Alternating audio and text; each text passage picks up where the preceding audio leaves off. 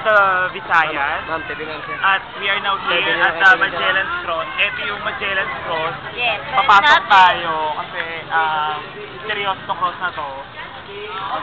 Maganda dito. Yan yung view. Pero kayo. May mga kandila dyan. Offer kayo ng kandila, sir.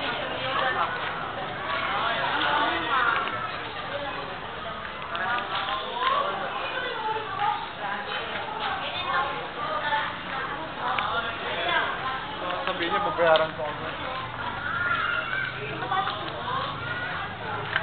Sir.